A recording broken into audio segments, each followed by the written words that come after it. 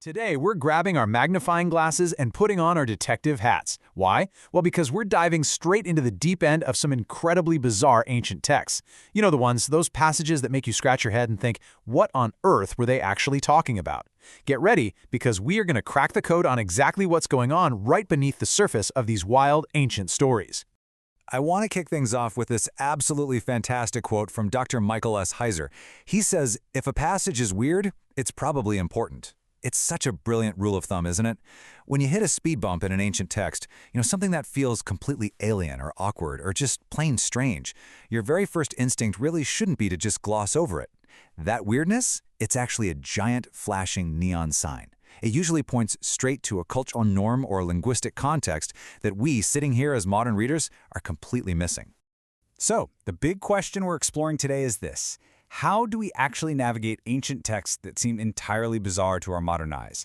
I mean, think about your own reaction when you read something historical that just feels entirely out of left field. It's super tempting to just ignore it, or maybe force our own modern interpretation onto it, right? But to really understand these texts, we've got to bridge that massive gap in time, language, and culture. Section 1. When ancient texts get weird. And more importantly, avoiding the trap of over-spiritualizing. You see, when we spot something we don't understand, we humans tend to immediately try to make these massive, cosmic, spiritual connections that, well, frankly, just don't exist.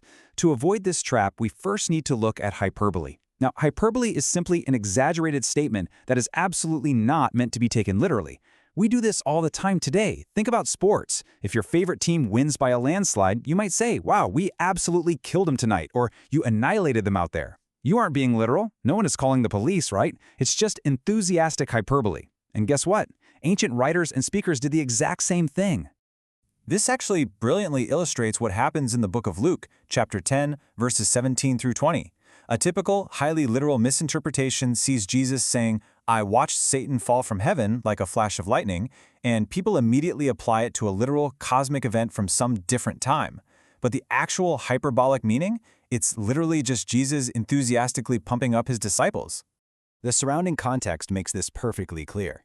The 70 disciples have just returned from a mission, and they are absolutely overjoyed. They're telling him, Lord, even the demons submit to us. And Jesus? He's responding to their incredible success with extreme enthusiasm. It's basically the ancient equivalent of a coach saying, you guys absolutely crushed it out there. Crucially, and this is key, absolutely nothing else in this text discusses the fall of Satan. If we over-spiritualize this hyperbole, we completely miss this beautifully human moment of a leader hyping up his team. Which brings us to Section 2, a strange marital ritual. We're looking at the cold case in the book of Ruth. Okay, if you thought the hyperbole in Luke was misunderstood, let's look at the deeply awkward instructions a woman named Naomi gives to her daughter-in-law, Ruth. Here is the text of Ruth 3:4. She says, when he lies down, observe the place where he lies. Then go and uncover his feet and lie down, and he will tell you what to do. Okay, let's stop for a second. If you read that literally, it is wildly out of place. Uncover his feet? I mean, is this some sort of bizarre, ancient, toe-centric marital custom? It sounds completely absurd to us today. Let's examine our suspects here and look at their motives. On one hand, we have Naomi's state of mind. She is bitter. She lacks trust in God where they are right now. Earlier, she even instructed Ruth to go worship other gods. She's clearly trying to force an issue. But on the other hand, we have Boaz. He's a believer. He's honorable. He actively protects his workers, and he has already seen potential trouble for Naomi and stepped in to shield Ruth. So we have a desperate, untrusting Naomi, setting up a plan for an honorable Boaz who, by the way, happens to be very attracted to Ruth. Let's look a little closer at Naomi's highly suspicious plan. Step 1, wait until night when Boaz is alone at the threshing floor. Step 2, wait until he lies down, and let's be honest here, in an ancient harvest setting, he's quite possibly going to be drunk or at least under the influence of alcohol. Step 3, go uncover him in secret. Now tell me, does this sound like a standard, respectful marriage proposal to you? It sounds incredibly secretive and honestly, pretty sketchy. Which leads us right to the giant elephant in the room. If Naomi's idea is honorable, why wait till night when Boaz is totally alone and possibly drunk? Boaz is obviously attracted to Ruth, he knows their story, and ancient marriages were typically arranged via family, personal agreement, or through physical consummation. If this is just a polite proposal, why all the late-night espionage? Why not just ask the guy openly? Moving on to Section 3, Decoding Ancient Euphemisms. This is the linguistic clue we've been looking for. We need to find the linguistic clue that blows this entire ancient mystery wide open. Just like we defined hyperbole a little earlier, we need to quickly define a euphemism.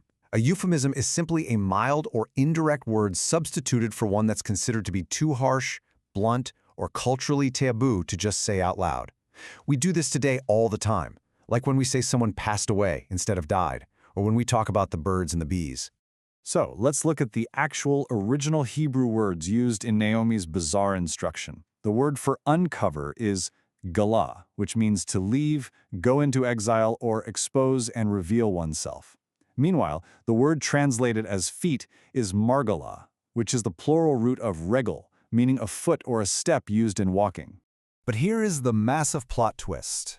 If you look up regel in Strong's Hebrew Dictionary, definition 7272, yes, it means a foot. However, it explicitly states that by euphemism, regel refers to the pudenda.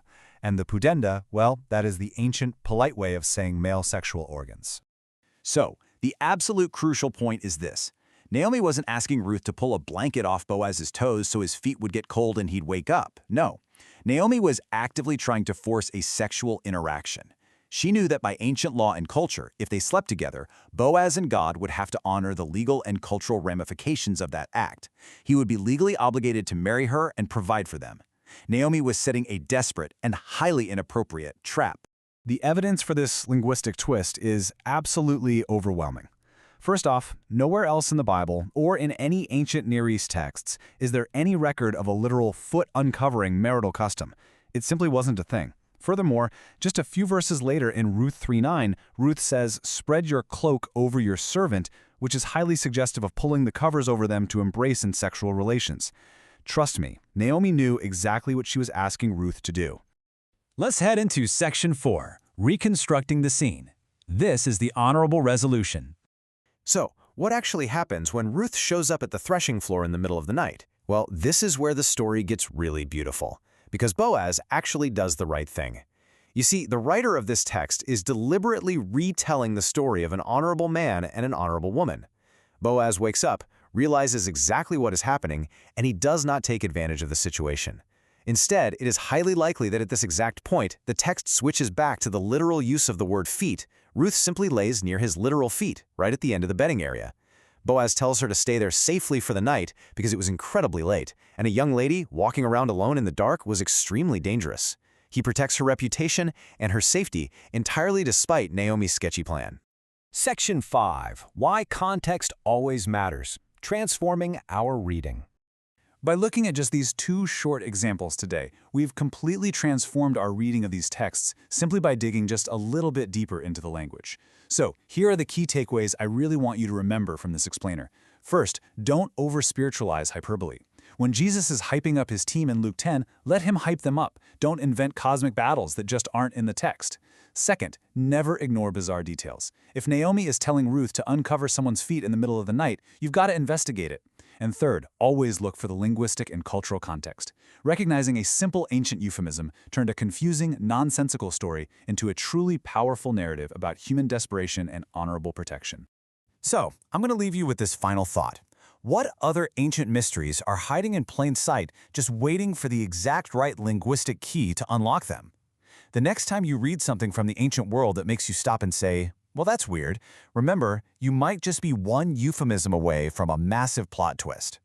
Thanks so much for joining me on this explainer, and hey, keep asking great questions.